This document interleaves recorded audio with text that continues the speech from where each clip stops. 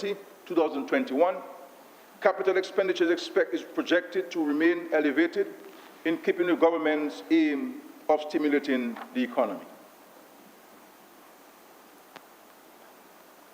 Mr. Speaker, as already indicated, there were weaker than expected revenue collections during the third and fourth quarters of fiscal year 2019-2020 as a result of the COVID-19 pandemic. Preliminary data indicates total revenue fell short of projections by 33.4%. However, tax revenue for fiscal year 2019-2020 fell short of estimates by a mere 1.5% due to a very strong performance during the first 2 quarters of that year and signs of a rebound during the final month, that is June 2020. On the other hand, non-tax revenue fell 61% below projections. The government is encouraged by the visible signs of economic recovery as the sectors continue to reopen. This recovery must be attributed to the resilience of the Dominican people, coupled with the policy initiatives of the government. I am happy to report, Mr. Speaker, that barring any further disasters or external shocks, total revenue is expected to improve gradually during this fiscal year and exceed the revenue for fiscal year 2019-2020 by 27.7%. We must keep praying, Mr. Speaker, as it is well known that this hurricane season is expected to be very active, with at least 5 Category 5 hurricanes projected for this year. Table 3, Mr. Speaker, in the printed text, give a summary of the estimates of recurrent revenue for 2020-2021.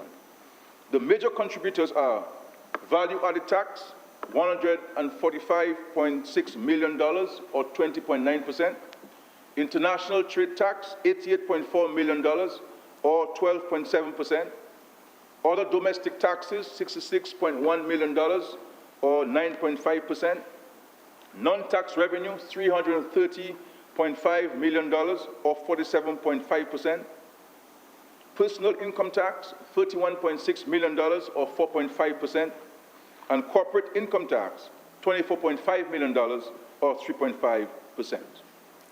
In fiscal year 2020-2021, the total recurrent expenditure inclusive of interest and debt amortization is $605 million. Mr. Speaker, the full details of all expenditure are outlined in the accompanying documents tabled before this Honorable House.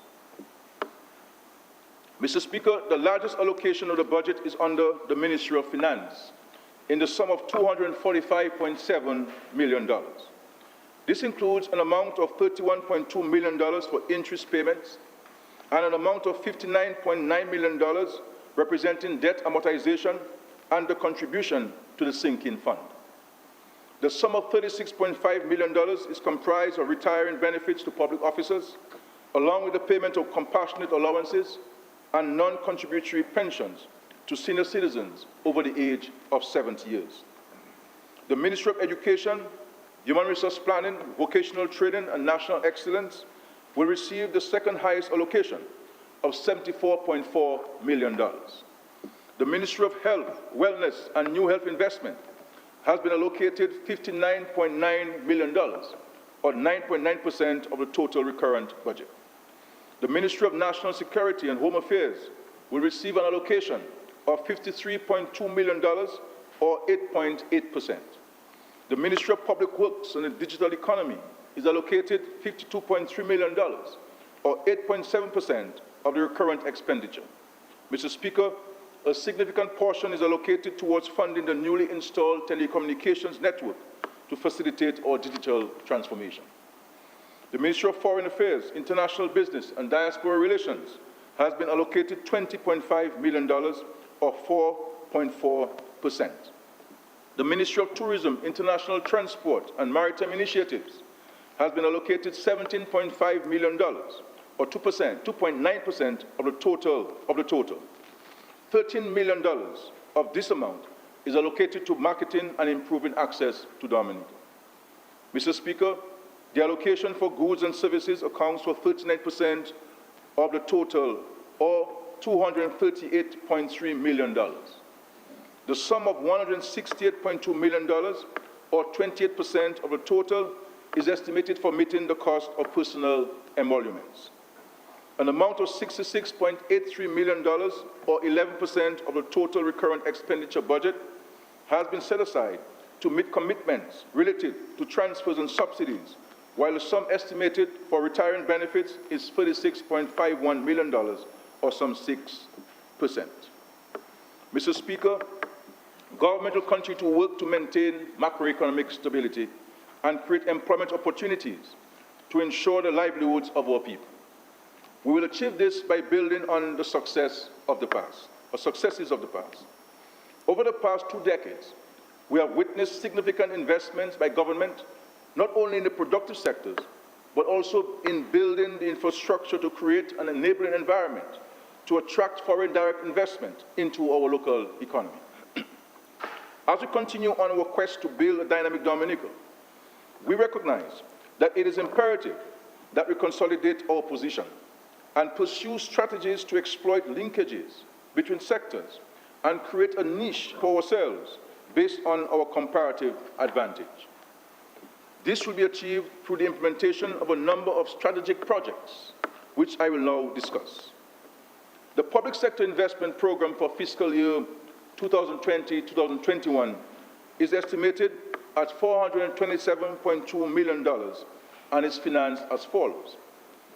Local funds, $235.7 million, loans, $47 million, and grants, $144.5 million.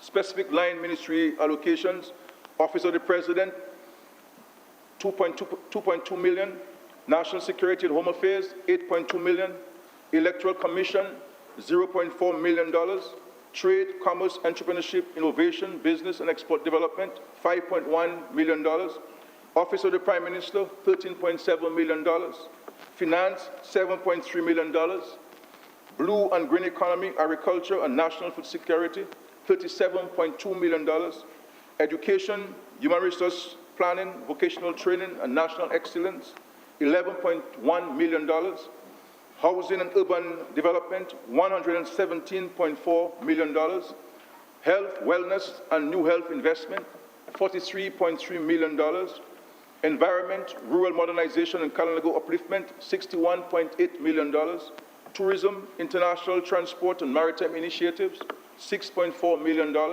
Sports, Culture and Community Development, $18.5 million, Economic Affairs, Planning, Resilience and Sustainable Development, Telecommunications and Broadcasting, $7.8 million, Public Works and the Digital Economy, $71.1 million, Cabinet Office, $3.7 million, Youth Development and Empowerment, Youth at Risk, Gender Affairs, Seniors Security and Dominicans with Disabilities, $0.9 million, Governance, Public Service Reform, Citizen Empowerment, Social Justice and Ecclesiastical Affairs, $1.2 million, making for a grand total of $427.2 million.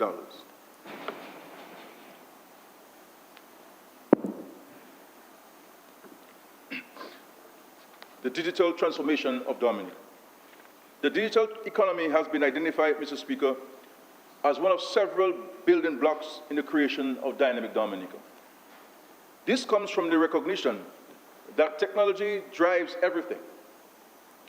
The way people live, work, do business, access information, source goods and services, socialize, and even relax. In an effort to grow our economy, create more sustainable and higher-paying jobs, particularly for our young people, this government decided to pursue the digital transformation of Dominica. We believe that this is a golden opportunity for our young people to lead the process of the digital transformation of our economy and to help build an economy for the future.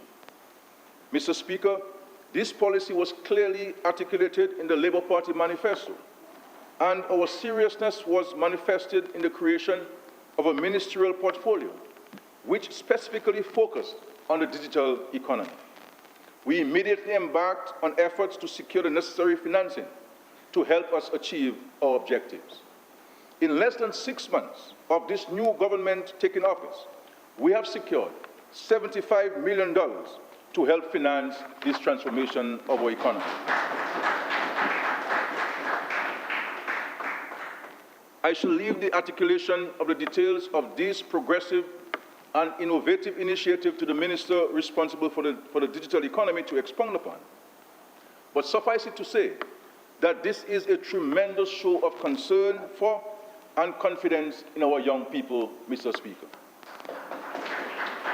As I said earlier, this $75 million being invested in the youth to assure them, especially those now at university and other schools, of increasing opportunities for them in this emerging economy. Mr. Speaker, this will complement the complete upgrade of government's telecommunications infrastructure and network that began last year. This transformation, while primarily advantageous to young people, will also benefit the whole of the society. By improving efficiency and the way we do business, by bringing to us an increased range of online services, including allowing us to pay bills online and accessing government services, by employing digital technology to make our businesses more attractive and accessible to the public, by making online education more readily available to our students, and by improving the delivery of healthcare services for our people. Mr. Speaker, in respect to agriculture, fisheries, and food security, there is no doubt that the population at large is now convinced that there are myriad opportunities in agriculture. We are committed to working with our farmers and fisherfolk to ensure that this sector plays a critical role in dynamic Dominica. We will continue to encourage and partner with the farmers to build a sustainable agricultural sector that will further boost regional trade, complement our efforts at expanding agro-processing, and support the diversification of our tourism products into agro-processing, and very importantly, putting more money in the pockets of farmers, Mr. Speaker. The objective of this government is to continue to implement policies which will result in a sustainable agricultural system that will guarantee food security, rural livelihoods, economic development, and growth. The 67 million emergency agricultural livelihoods and climate resilience project is currently being implemented. This will include, among other things, the propagation of 627,600 tree crops, 5,249,000 root crops, 837,000 vegetable seedlings over the next 5 years, as well as technical and financial support to farmers. Mr. Speaker, I am told by farmers that they have never seen so much money and support coming to them as a result of this major investment. And one farmer said, if any farmer is complaining in Dominica, clearly something is wrong with that farmer, Mr. Speaker. The upgrade of production capacities and skills and strengthening producers' linkages with markets, the improvement of propagation facilities, among many other things. It is expected that this project will touch the lives of every Dominican, more so the fresh produce and livestock farmers. We have already seen the enthusiastic response of Dominicans to this project. Mr. Speaker, with this major investment, government is ensuring food security, increased employment opportunities, particularly for our young people, and increased production. Mr. Speaker, final approval has also been given by the Physical Planning Division for the construction of a modern tissue culture facility at 1 Mile in Portsmouth.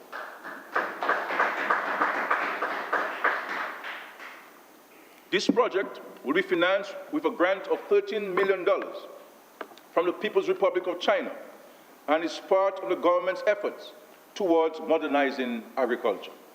We thank the government of the People's Republic of China and the Chinese Agricultural Technical Mission for their continued partnership and contribution to our economy.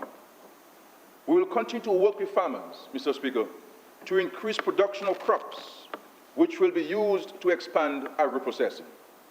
During this fiscal year, government will undertake a number of initiatives to increase the production and processing of root crops, including the construction of agro-processing facilities, which are expected to benefit 177 farmers and 15 agro-processors. Mr. Speaker, the fisheries sector has rebounded from the destruction of Marigold as a result of government's investments in that sector, which included providing support to fishers in the procurement of boats and purchase of engines. The Climate Change for Fisheries project under the Food and Agricultural Organization began in January this year. It aims to build resilience within the fisheries sector. The project is valued at $440,000 and entails training and tooling of fisherfolk to maintain sustainable livelihoods. The government of Japan has graciously agreed to rehabilitate the fisheries complexes in Roseau and Marigold at a cost of $27 million. We thank the government of Japan for the generosity and support. The rehabilitation of these facilities will result in improved food safety and facilitate us in meeting the required sanitary standards for certification. It will also improve our ice and storage capabilities. The multipurpose pack houses have made a significant improvement in the country's handling of fresh produce, enabling us to enhance the attractiveness of the produce and meet phytosanitary requirements. We will all agree that it has made a marked difference in terms of sourcing high quality and increased quantity of local goods on shelves in and out of Dominica. The multipurpose pack house processed $2.1 million of fresh produce in 2019 and EC $1.4 million in 2020 so far. This year, an additional $2.5 million has been allocated for additional works to improve and expand the operations of the pack houses. Mr. Speaker, Dominica has the ability to supply most of the fresh foods that are required for daily consumption. This includes, but is not limited to, our fruits and vegetables, root crops, meats and poultry, fish, honey, and processed goods such as cocoa, herbal teas, and pepper sauce. A vibrant agriculture and fisheries sector, providing produce to the nation, decent work and livelihoods for fishermen and fishers and farmers, and agricultural workers, while providing the country with much-needed foreign exchange, will be central to the economy and society of dynamic Dominica. Budgetary support to the sector is intended to achieve this strategic goal. Mr. Speaker, the abattoir was a gift to Dominica from the government of the Bolivarian Republic of Venezuela. It continues to have great potential in positioning Dominica to become self-sufficient in the production of poultry and pork for local consumption at affordable prices, thereby helping to reduce our food import bill. Under the World Bank project, the abattoir will be further enhanced in order to expand its capacity and be able to deliver on this objective. The government is willing to lease the abattoir to serious interests and capable private sector person or entity at a peppercorn rate for a period of 5 years in the first instance. Herein lies a great opportunity for the private sector, Mr. Speaker. From all reports, the abattoir's products are in high demand and are of high quality, all the makings of a successful venture. Government is making a renewed call to local entrepreneurs to take advantage of this business opportunity. Mr. Speaker, we will continue to work with the farmers to ensure that such an arrangement benefits all. And I will go on to say, Mr. Speaker, that we are prepared to lease this facility at $1 a year for 5 years to the private sector, in an effort to empower people to make money and to create more jobs in the economy of Dominica. In the expansion of our fishers, agricultural sector, and improving food security and exports, Dominica will not turn back. Dominica will keep pressing forward. This country of ours will not fail, Mr. Speaker. Mr. Speaker, tourism, despite the current hiatus in global travel, government continues to remain optimistic about the prospects for that sector, both in terms of cruise and stayover visitors. The cruise lines have been satisfied with this government's maintenance and improvements of tourist sites and the country's general infrastructure and cleanliness. Indeed, Mr. Speaker, the major cruise lines have given their commitment to return to Dominica once the borders are reopened and there is agreement on safety protocols. In terms of stayover visitors, the future of Dominica looks encouraging. Our market-ready hotel room stock is increasing with the construction, expansion, and rehabilitation of hotels. Up to March of this year, we had made much progress in improving access to Dominica with new routes and/or flights from Air Antilles, Wind Air, Inter-Caribbean, and Silver Airways. We were also at the time processing an application from Caribbean Airlines for direct flights from Trinidad and Tobago, and in discussions with 2 airlines about the possibility of providing direct flights from Florida. We anticipate that once the pandemic dissipates, these discussions will resume to facilitate easier access to Dominica. Mr. Speaker, the government is prepared to support all initiatives that will lead to increased airlift to Dominica, including the reorganization of LIAC, led by the Prime Minister of Antigua and Barbuda. Mr. Speaker, Dominica has some of the most unique and diverse offerings in the Caribbean. We are consistently ranked by many international tour operators, travel writers, and media houses as one of the top 10 destinations to visit. Dominica's tourism product has the potential to become one of the main economic pillars of resilient, dynamic Dominica. To ramp up and refocus our marketing efforts, the marketing budget has been increased to $13 million. The necessary budgetary allocation has been provided to the relevant ministries to effect product upgrades to the island's top 10 most visited sites, as well as the capital required for the commencement of works on the Vendors Arcade in Wharton Waven. Mr. Speaker, even in a time of difficulty, government is acutely aware of its role in creating the enabling environment for investments and the overall development of this country. The larger-than-usual public sector investment program, with most of the projects in a state of readiness for implementation, ensures that government takes the lead in that regard. Arising out of discussions with national stakeholders over the past 3 months, government is now proposing a list of additional measures to support the economy to be implemented over the next 12 months. Mr. Speaker, one of the ongoing challenges we faced pre-COVID-19, and more so now, is triggering greater access to liquidity for businesses, and also encouraging a widening of the private sector locally. With this in mind, we will create another avenue for attracting investments and much-needed capital to new and existing local businesses with the introduction of a Dominica Entrepreneurship Visa. Under the Dominica Entrepreneurship Visa program, foreign investors who start a business in an approved sector or who invest in an existing approved local business or pursue the option of a joint venture with a local business owner will be granted resident status in our country. There is no doubt, Mr. Speaker, that the introduction of this initiative will result in the creation of jobs and assist with the further expansion of the economy and local entrepreneurship. Mr. Speaker, within the last 10 years, as a result of the investments of this government in micro, small, and medium-sized enterprises, MSMEs, they have assumed an increased importance in the economic and social development of our country.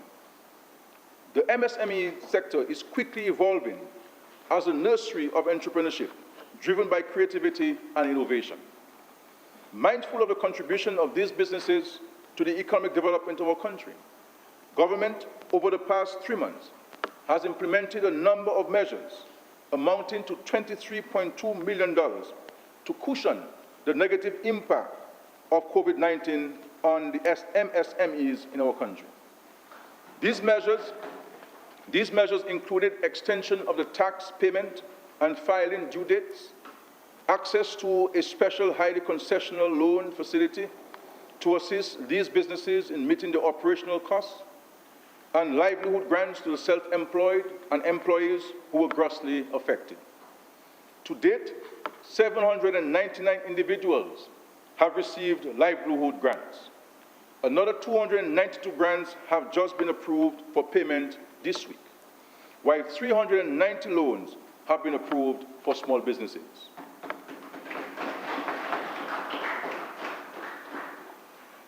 Government is cognizant of the need to continue to assist these businesses in accessing the necessary financing for the development, growth, and viability. Government will provide to the aid bank an amount of $30 million over a 3-year period for lending to micro, small, and medium-sized businesses in Dominica. These funds will be loaned at an interest rate of 1%. This is in addition to the other facilities currently available through the aid bank, Mr. Speaker. An amount of $4 million has been set aside for this fund during this fiscal year in the first instance. To benefit, persons must be in good standing with the Dominica Social Security and Inland Revenue Division. I intend on meeting a representative group of entrepreneurs and business owners as early as July 29, 2020, to hear from them on the conditions and parameters of this new exciting initiative which will benefit all of them. Mr. Speaker, while we are on the topic of tax, I would like to assure the small businesses that government understands their concerns about having similar income tax filing requirements as medium-sized businesses. That is why we have begun the process to implement a simplified tax system for small businesses. This system will reduce the record-keeping requirements and make it much easier to file and pay your taxes. We expect to implement this new system by January 2022.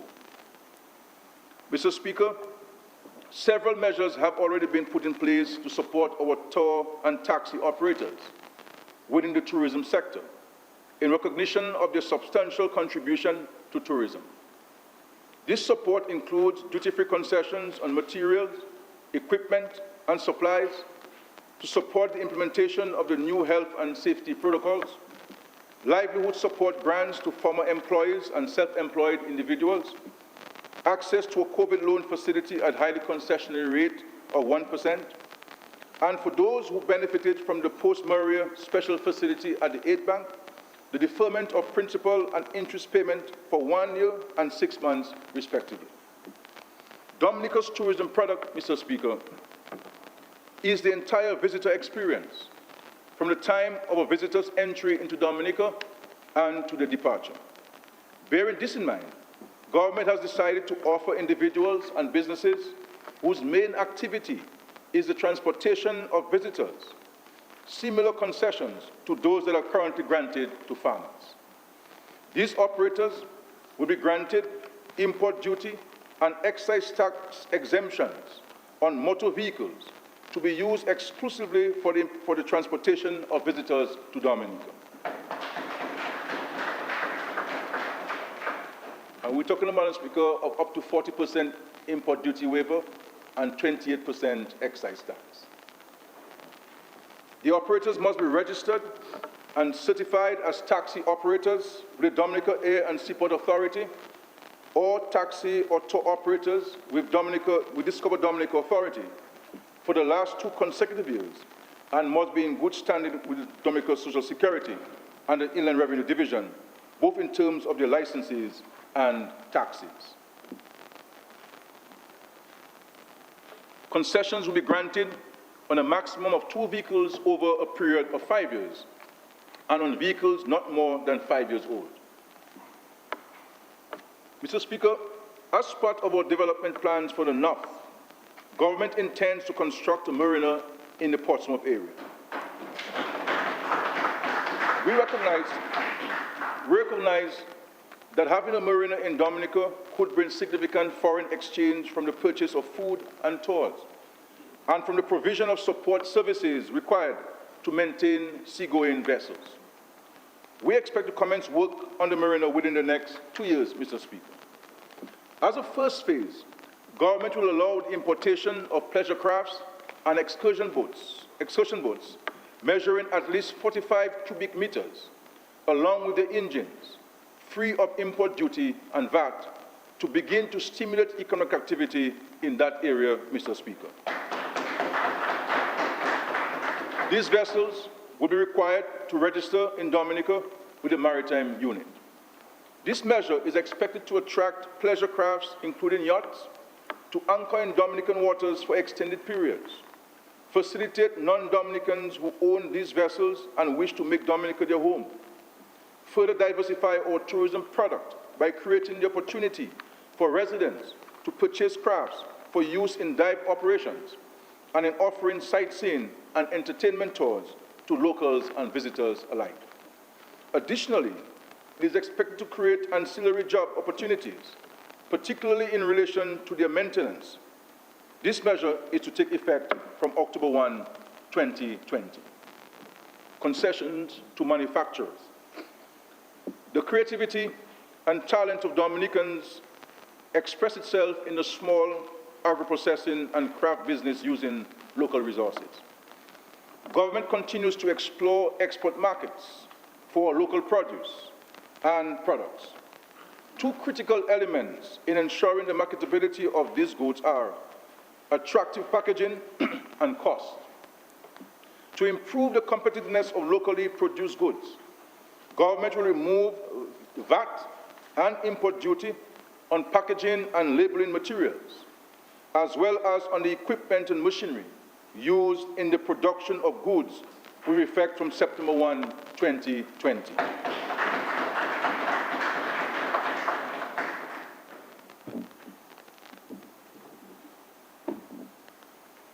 Mr. Speaker, this is no doubt a huge cost-saving measure for the manufacturers and agro-processors in our country. And I can certainly hear the shout of thank you very much for this massive investment in the manufacturing sector, Mr. Speaker. Mr. Speaker, following Hurricane Maria, government made the exceptional effort to assist persons in restoring their livelihoods. The post-disaster funding and support to individuals, families, farmers, fishers, single parents, business people and others, as well as various sectors of the economy, were some of the largest and most generous packages ever given to citizens and investors by a government in this country. The support package included the granting of concessions on building materials, the importation of motor vehicles, equipment, household furniture and appliances to persons who had suffered loss during Hurricane Maria. To date, we have honored virtually all requests for help, irrespective of gender, color, religious, or political persuasion. Going forward, the government will provide a 50% waiver of import duties on a discretionary basis. This measure will not affect, for example, the current policies related to tourism, agriculture, returning residents, and sporting and cultural organizations. Mr. Speaker, the government's ongoing program to modernize infrastructure in Dominica is a major feature of Dynamic Dominica. With that in mind, I will highlight some of our major infrastructure projects, which will commence this fiscal year. The International Airport.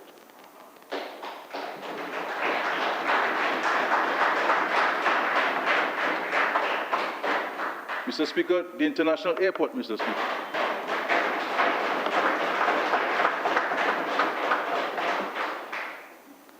Mr. Speaker, progress has been made towards the construction of the International Airport. We have completed the necessary surveys and Cabinet has approved for the acquisition of 213 properties required for the airport construction, of which 47 are farms. The total market value of these properties is estimated at $50.7 million. Negotiations have been completed with 25 property owners. Government will begin to make payments to the property owners and farmers in August 2020.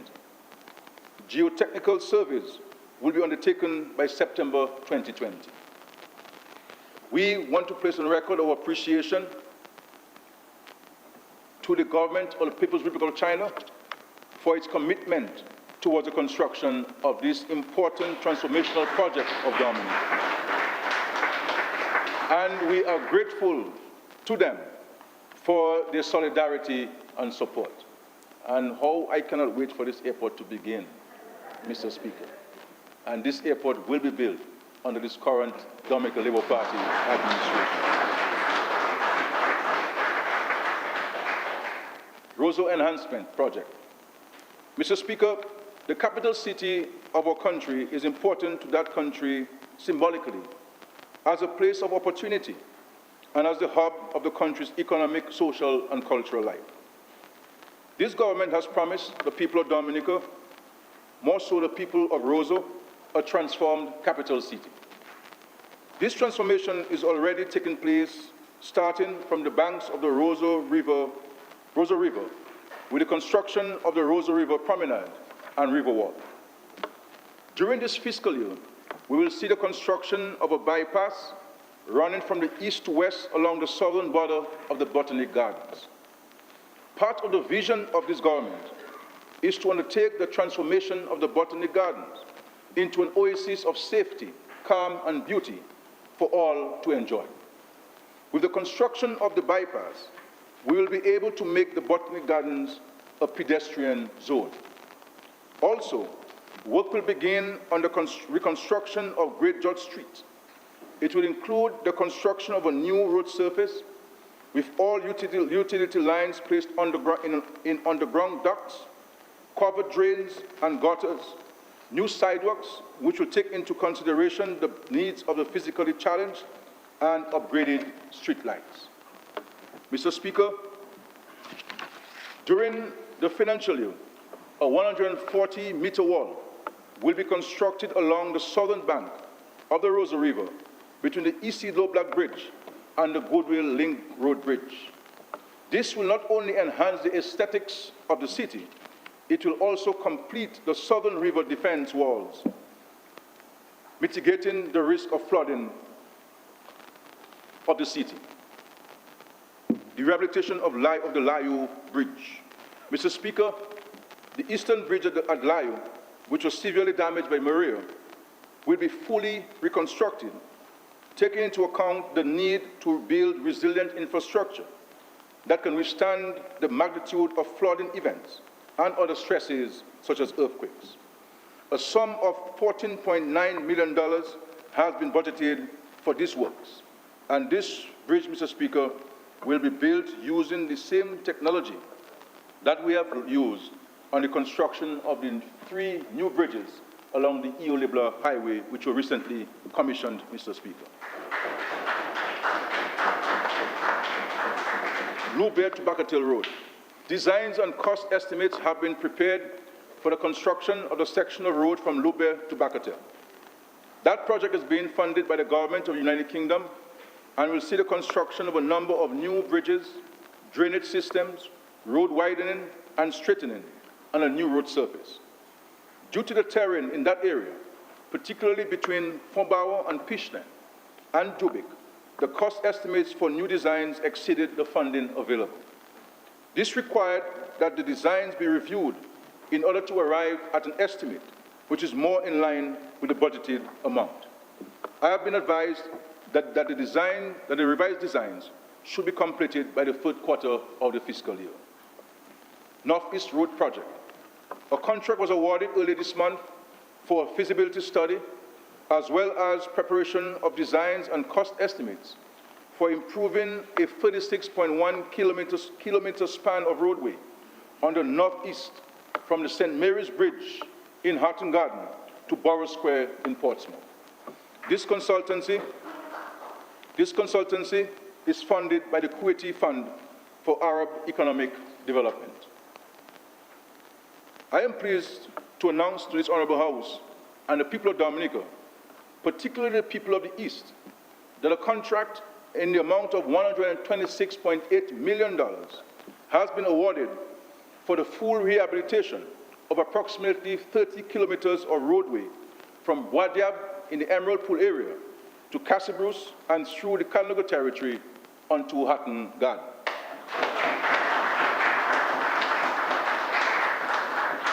This project is expected to commence in August 2020 and will include the construction of new bridges, drainage systems, road widening and straightening, and new road surfaces. I wish to point out to this Honourable House that out of the $126.8 million, $79 million will be spent in the Salibia constituency alone, member for Salibia. This investment in the road network will certainly enhance and indeed increase economic activity in the East generally, especially in the Cassibruce and Salibia constituencies. During this fiscal year, at least one road in each of the 21 constituencies has been selected for rehabilitation works under the Community Road Enhancement Project Phase 2. The overall cost of the project is estimated at $14.9 million. Government will also undertake restoration works, including construction of retaining walls and road reinstatement at Bells, Cabanis, and along the Warner Road. Mr. Speaker, in an effort to enhance the quality of service offered to the public and to build a more robust national water system, government will focus during the fiscal year 2020-2021 on completing the upgrades of Water Area 1 and commence work on the Bacatel and Mont Prosper water supply projects, as well as Bench Intake and Access Road Rehabilitation project. In this fiscal year, the Water Sector Strategic Development Plan, which will look at the holistic improvement of the resilience of the water sector, including upgrading the infrastructure and capacity of Duwasco, is expected to be completed. This important project is funded by the Government of the United Kingdom, and we express our sincere gratitude to the United Kingdom for the extraordinary partnership demonstrated to our country, Dominica. Mr. Speaker, interventions to build resilience in the island's water systems will begin on the new Roseau Valley Water Supply Project, supply improvement to Trafalgar, Stratford, Poconny, Copthall, Wharton Waven. The East Coast Water Project, Phase 1, supply to Mont Jean and River Syrique from Grand Fond. The West Coast Water Project, where Portsmouth and Salisbury water supply will be augmented, the Cassibruce water supply, and the Calibishi water supply. Works are also expected to commence on a PV-powered backup water supply system for Roseau Central and PV systems for Tetmon and Jimit water pump stations. These systems are being facilitated by the Caribbean Community Climate Change Center, utilizing funding pledged by the Italian government. Mr. Speaker, once this project is completed, we should see vast improvements in the resilience of the water systems, thereby resulting in a more reliable water supply. Mr. Speaker, the government views sports development as a key component of our development agenda.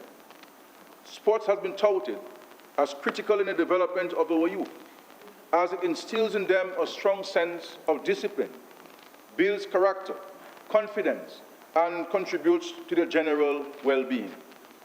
In fiscal year 2020-2021, an amount of $2.5 million has been allocated for the construction of the multipurpose sports complex at Stock Farm, which will include indoor and outdoor courts, an Olympic-sized swimming pool, and tennis courts, and be outfitted with essential amenities to include showers, locker rooms, and the like.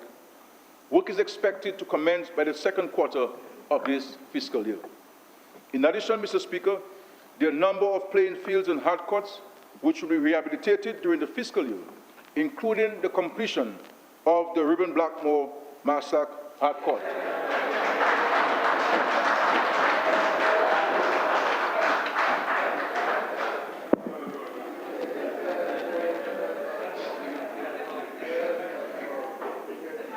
Mr. Speaker, government remains committed to building the first climate resilient nation in the world. This will ensure that another severe weather system will not disrupt our lives, society, economy, and environment to the extent or duration experienced after Hurricane Maria. The electricity sector is one of the essential pillars upon which a resilient nation must be built. We are exploring the recommendations of the Sustainable and Resilient Energy Plan, developed with the assistance of the Clinton Climate Initiative, with particular regard to the integration of large-scale solar PV to the national grid on the west coast and the north of the island, and the creation of microgrids. Mr. Speaker, as it relates to the geothermal development project, I have previously reported to this Honourable House that we have secured all of the financing for this project based on the designs presented to the government at that time. That project went to tender, and all of the bids were returned significantly higher than the in-house estimates. We therefore had to revisit the designs. This design now allows for the reinjection well to be placed in Loda instead of Wharton Waven, which it is hoped will significantly reduce the construction costs. Mr. Speaker, 6 sites have been approved for the UNDP Low Carbon Development Path project intervention: the Sensi Resource Center, the Dominica Infirmary, Monratchet Emergency Resource Center, Isaiah Thomas Secondary School, Portsmouth Secondary School, and Sansove Primary School, implemented by the government and funded by the Global Environment Facility, GEF. Mr. Speaker, the greening of our electricity sector will result in greater resilience for the country and economy and new jobs for our people. In making our infrastructure resilient and our economy fit for purpose, this administration will not turn back. Dominica will keep pressing forward. This country will not fail, Mr. Speaker. At the center of our transformation of society and economies are health and education. These areas warrant special attention. I framed the positioning of Dominica, or the position of Dominica squarely on the development of our human capital. Mr. Speaker, permit me to adopt a phrase from the Director General of the OECS, Dr. Didicus Jones, who says that, and I quote, "There is no future that we can imagine, there is no potential that we can visualize, and there is no sustainable livelihood that we can cultivate without education," end of quote. This government is in full agreement with the Director General. We recognize that human resource development is an integral part of the upward mobility of our nation, and a well-trained and educated workforce is a critical element of our growth strategy. Just over 10 years ago, this government announced its visionary policy of ensuring that we have at least one university graduate in every Dominican household by 2020. Since then, we have worked without ceasing to provide support and facilitate the education of thousands of our young people. Over the years, this government has provided significant support to facilitate the attendance of our students at school, improving physical infrastructure, providing transportation to and from school, providing uniforms, shoes, and textbooks, and the school transfer grants. We have achieved universal primary, secondary, and tertiary education with the decision last year to make tuition at the Dominica State College free. We have also worked with our parents to secure scholarship opportunities for our students, mainly in Venezuela, Cuba, China, and Morocco. Thousands of our young Dominicans have been trained in numerous disciplines, some of which include business studies, ICT, medicine, psychology, natural sciences, agriculture, hospitality and tourism, law, engineering, aviation, and the arts. Many of them have gone on to further their studies, earning master's and doctoral degrees. The training of our citizens is a principal key to the path of transformation. Many of our scholarship recipients are now employed throughout the public service and private sector, with many creating jobs for themselves and others. Their discipline, skills, and qualifications is helping to build our new society and economy in dynamic Dominica. And you can see all of these young people, Mr. Speaker, on the government side. All of these people, and many thousands others. We are proud of the achievement of our many students and are confident that we have substantially achieved the lofty goal that we set ourselves of at least one university graduate in every household in our country, Dominica.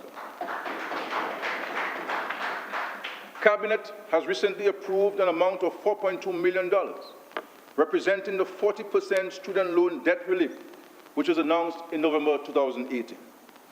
The grants, which will be settled very shortly, will benefit several of our young people and provide the space required to further invest in themselves and the country.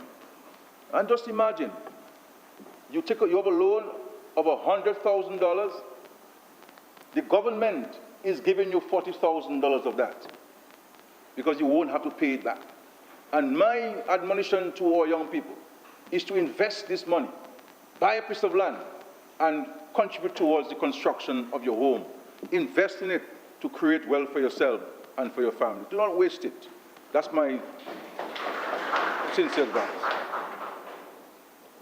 We must ensure that Dominica's young people are self-sufficient and can contribute to the building of Dominica. Mr. Speaker, there is no doubt that under Labour, under the Dominica Labour Party, education has been a success story for the people of Dominica. The current goal of government is to educate, train, and equip a highly educated, talented, qualified, and skilled workforce, second to none. In this new fiscal year, the construction and rehabilitation of schools damaged during Hurricane Maria will continue with grant funding from the Government of Canada and the People's Republic of China. There is a commitment by the Government of Canada to rehabilitate 5 schools, of which the Salisbury Primary School has been completed.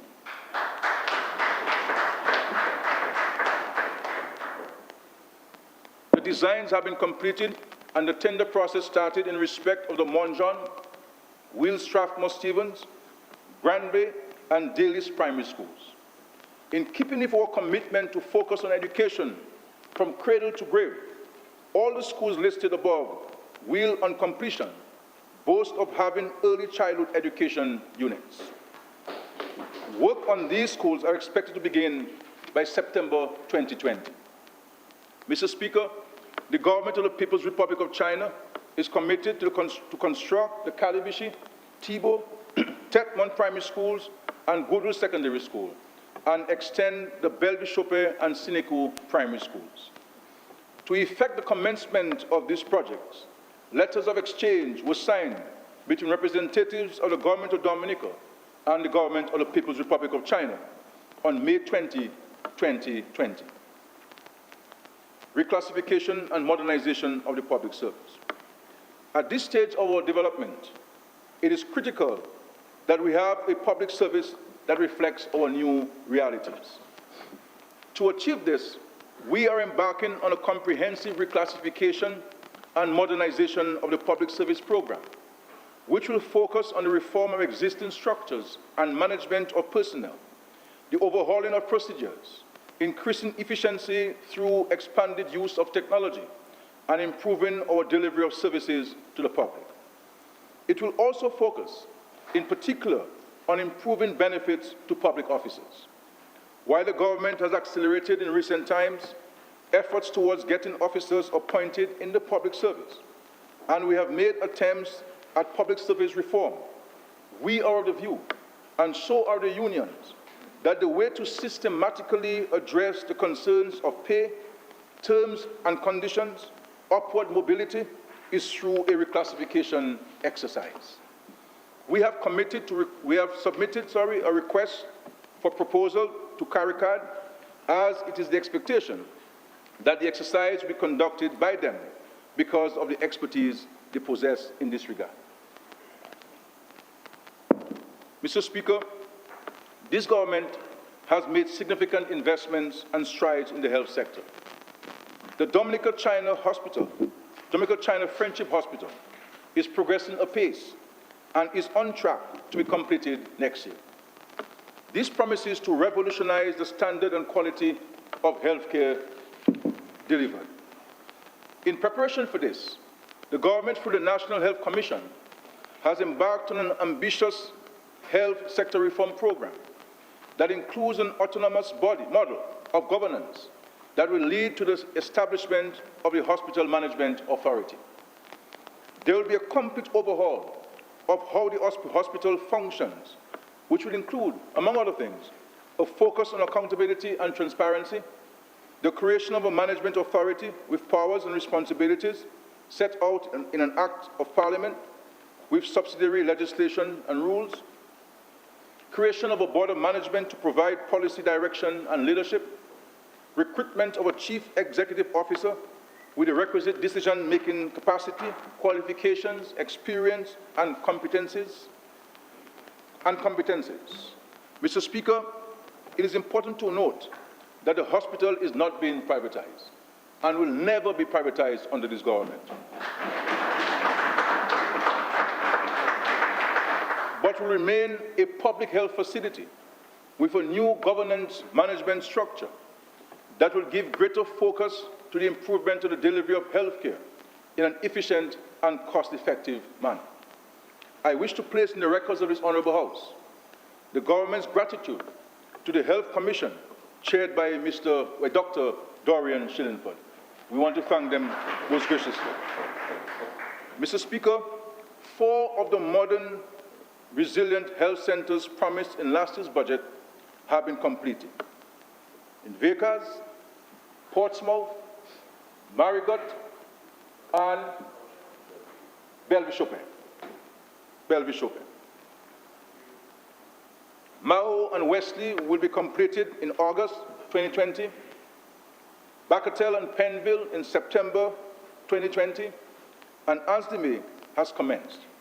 Colliho, Soufriere, and Newtown are expected to commence in September, having finalized all the outstanding land issues.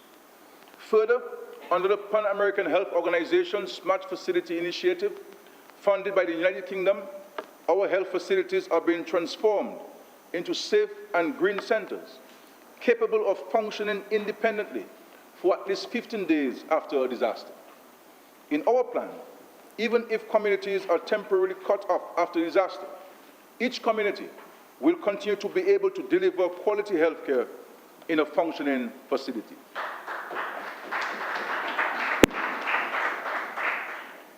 I am pleased, Mr. Speaker, to report to this Honourable House that the new Marigold Hospital,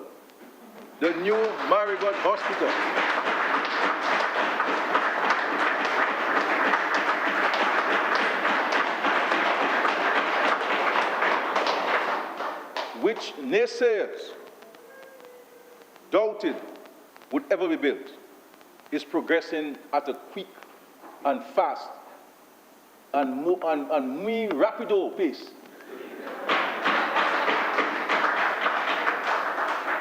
Construction began in January 2020, and the hospital will be completed in April 2021. The new hospital will occupy 55,800 square feet and will be fully equipped with an operating theatre, ICU, inpatient wards, accident and emergency department, lab services, dialysis unit, X-ray services, among other services. Provision has also been made for staff quarters and parking. Another Another significant feature of the expansion of our healthcare facilities, system and services, beyond ensuring a more healthy and productive population capable of fully enjoying life, Mr. Speaker, is the number of good-paying jobs that will be created. It is in this context of new opportunities in the health sector that the importance of training and upskilling young Dominicans become more apparent, both for the upward social mobility and as a national development strategy. Mr. Speaker, one of the most significant outcomes of the changes and benefits that Dominicans will enjoy in healthcare is that our small country will emerge as one of the leaders in healthcare services and delivery in the Caribbean. Mr. Speaker, this government's commitment to housing the nation is unparalleled anywhere in the world. We have continued to transform and improve the housing conditions of thousands of Dominicans. The people of dynamic Dominica will be properly housed, and our national housing and property stock will be amongst the highest quality and most hurricane resilient in the Caribbean. As we accelerate the Housing the Nation program in fiscal year 2020-2021, the Ministry of Housing and Urban Development will receive an allocation of $117.4 million. This includes funding of $25 million from the World Bank under the Housing Recovery Project and $10.6 million in grant funding from the European Union. The latter is designated to construct 50 resilient homes in the Kalinago territory. The tender process has commenced and award of contract is expected soon. I would like once again to place on record the gratitude of the government and people of Dominica to the European Union for this grant. Mr. Speaker, over 450 homes will be built across the island with proceeds from the Citizenship by Investment program. These significant investments, while providing homes to those in need, will not only contribute to changing the landscape of our housing sector, but also create many opportunities for jobs and the provision of other services. The government, for example, has taken a firm decision that all kitchen cabinets and closets shall be manufactured by local furniture makers in Dominica. Introduction of a property tax. Mr. Speaker, many of the vacant and abandoned properties in Roseau and other urban areas have become eyesores to residents and visitors to the nature island and pose a health hazard.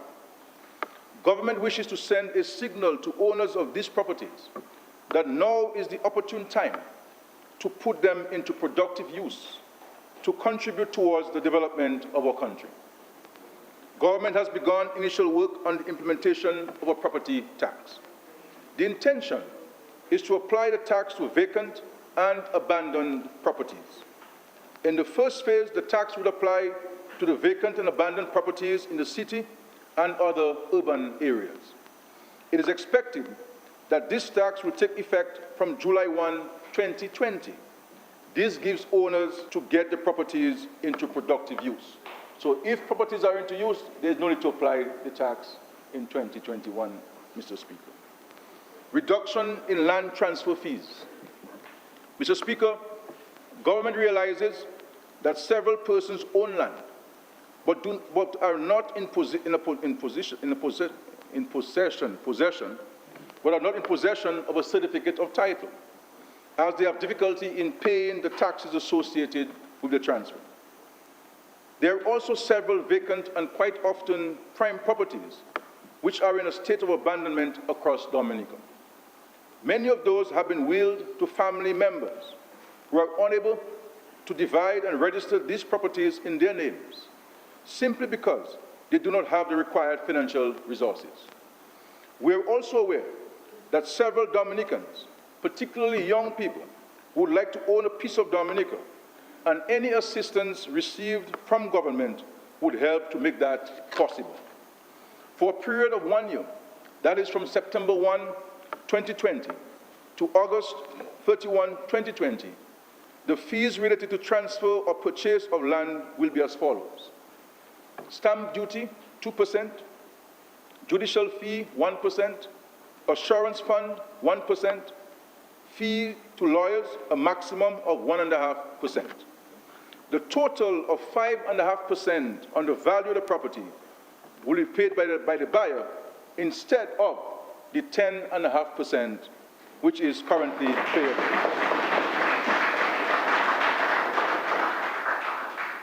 This, Mr. Speaker, will result in a 48% reduction in fees associated with land transfer for the buyer or receiver.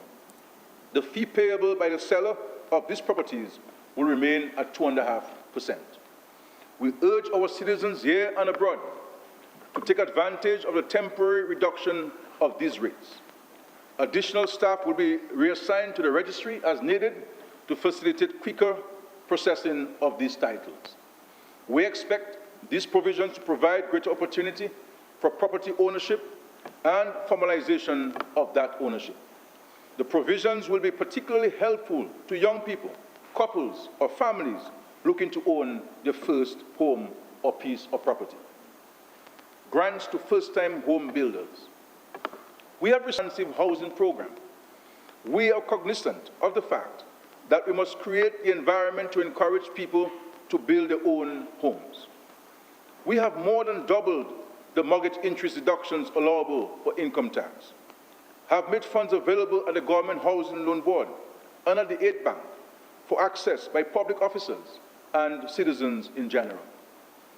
Government is going further this year and is providing for a temporary reduction in the fees related to the transfer of land. It is our desire that everyone, particularly our young people, will take advantage of the opportunity during this very favorable period to invest in the purchase of properties and construction of their homes. To assist in this regard, government has set aside an amount of $1.5 million to support persons under the age of 40 years whose annual income is less than $100,000, who have never owned a home before and are interested in acquiring a home of their own. This support will be provided in the form of grant vouchers to a maximum of $10,000 per home for the purchase of building materials, or to be put towards the transfer fees for the purchase of a new home, Mr. Speaker.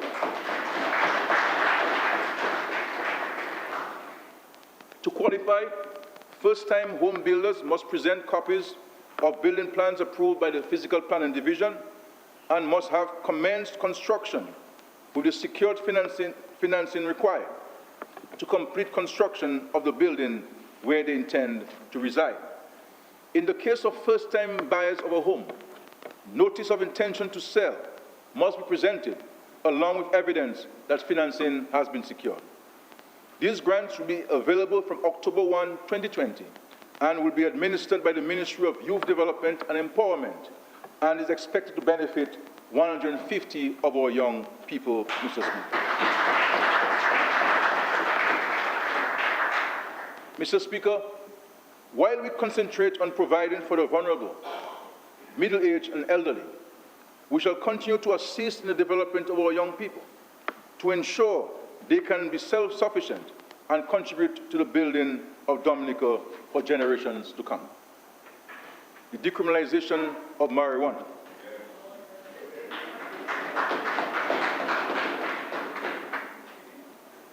Mr. Speaker, there has been a global thrust in recent times to decriminalize certain aspects of marijuana possession, growth, and ownership in recent years. Mr. Speaker, I see you smiling on this. This challenges views on the use of cannabis and policies which align with emerging scientific research. In my address to this Honorable House last year, I indicated that, and I quote, "We are of the view, however, that in all the circumstances, particularly having regard to the empirical data and the growing international importance of medical marijuana and the world trend of decriminalization of marijuana for medical, religious, and recreational use, that the government should bring to the Parliament for consideration legislation to decriminalize the possession of marijuana, end of quote. In our Dynamic Dominica manifesto, there was also a pledge to expunge the criminal records of all persons previously convicted for possessing a spliff or small quantities of marijuana that were clearly not for sale or trafficking, and to halt prosecutions of persons found in possession of 1 ounce or less of marijuana for personal use. A draft of the Drugs Prevention of Misuse Amendment Bill 2020 is before the Cabinet and will be presented to the Parliament very soon at the next sitting, Mr. Speaker.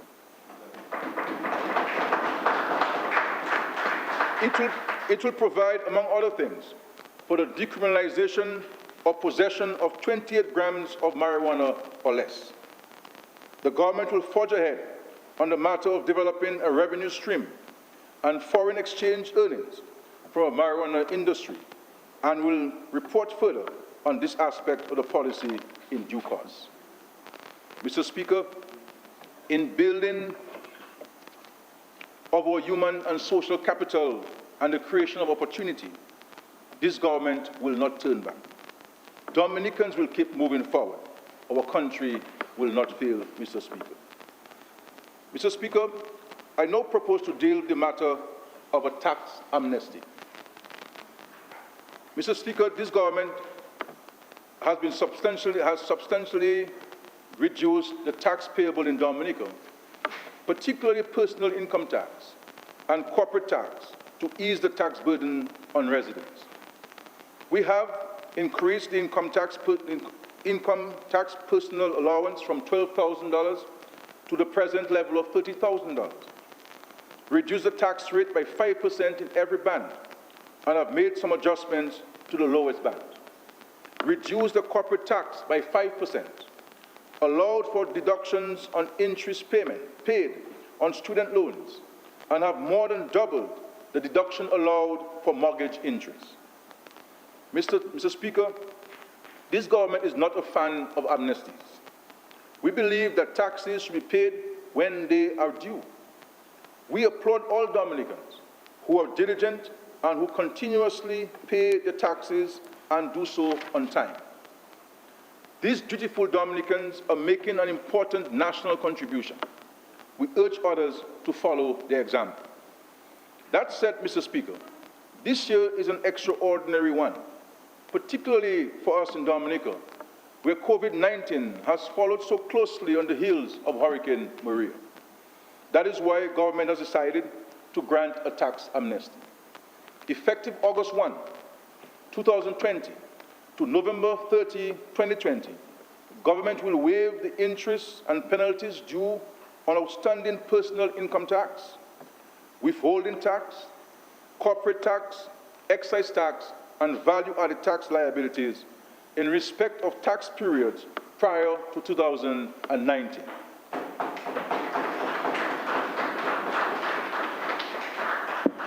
These waivers will only apply if all the principal taxes owed for the respective tax types are paid between August 1, 2020 and November 30, 2020.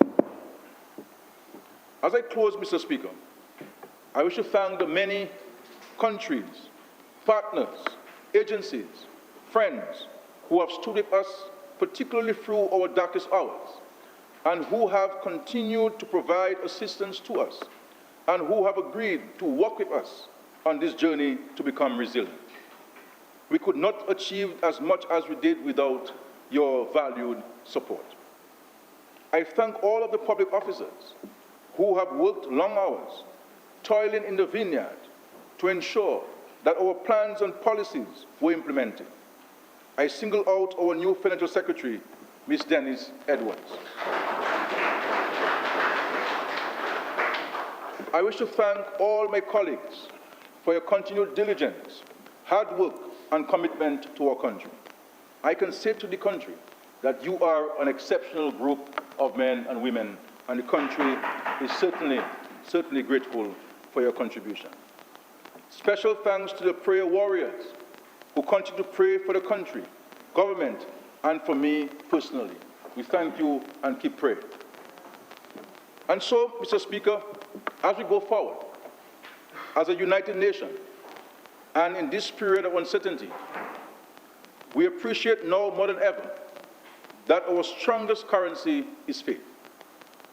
We have once again shown to the world our resilience, and together we will meet the next challenge with the same vigor as before. History has repeatedly taught us that the Dominican spirit always rises. Our development agenda remains on track, and we are well on our way to delivering the promise of a dynamic Dominica. Mr. Speaker, members of this honorable House, good people of Dominica, when I accepted the honor and responsibility of leading this country, I could not have imagined the challenging times through which I would be called to lead. I have asked the Almighty God to fortify me. I have had to draw on deep reserves of faith. But most of all, I have had to ask you, the people of Dominica, to walk with me, to hold your government and your country in prayer. Today, I ask the country to let us stand on our faith as God-fearing people. This is a budget of faith. Faith that it is the right package for these testing times. Faith that the people of Dominica are resilient enough to fight through adversity until they see their way clear. Faith that the government will stick to the task. Faith that the Almighty God is holding us in His hand. Resting on my faith, I can join with the psalmist David in saying, and I quote, "Be still before the Lord and wait patiently for Him. I have never seen the righteous forsaken or their children beg for bread," end quote. Throughout the Bible, when His people have needed Him, we have seen the hand of God mighty to save. Mr. Speaker, the country must keep faith with the government, and the government and country must keep faith with our God. In good and in lean times, in creating dynamic Dominica, this administration will not turn back. This Prime Minister will not tire. Dominica will keep pressing forward. Dominica will keep moving upward. This country will not fail. Its people will not falter. This country will prosper. The people of Dominica will succeed. Mr. Speaker, I believe it. In this honorable House, I decree it, Mr. Speaker. With God, this team, and this country by my side, I will work towards it. Chebe Dominic 4. Mr. Speaker, I am obliged to you, and I want to thank the country for its graciousness. This is our country, to build, to nurture, and we must ask not what our country can give to us, but what we can do for our country, to quote the late President of the United States of America. This is our challenge, to decide where do we stand. Do we stand with Dominica, or do we stand in a constructive way, or do we stand on the destructive side to undermine the opportunities and the good fortune that the good Lord continues to provide to our country? Because it is written, it is not what you say, but what you do. And what will be your response to this question? What have you done to the least of my brothers and sisters on earth? Thank you very much, Mr. Speaker. Thank you.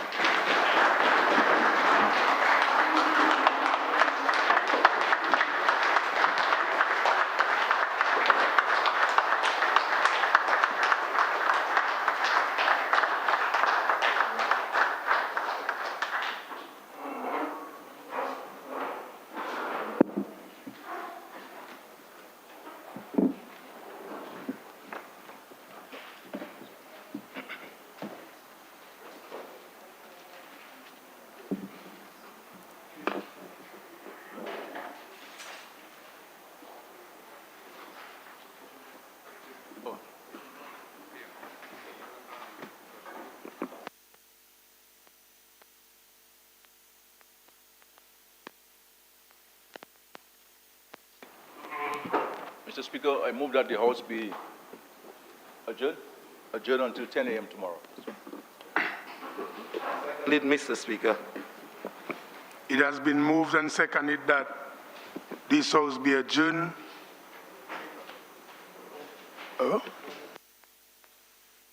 It has been moved and seconded that this House be adjourned at 10 o'clock, Wednesday, 29th July, 2020.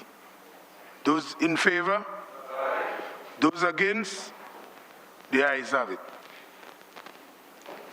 This House stands adjourned at 10 a.m. Wednesday, 29 July 2020.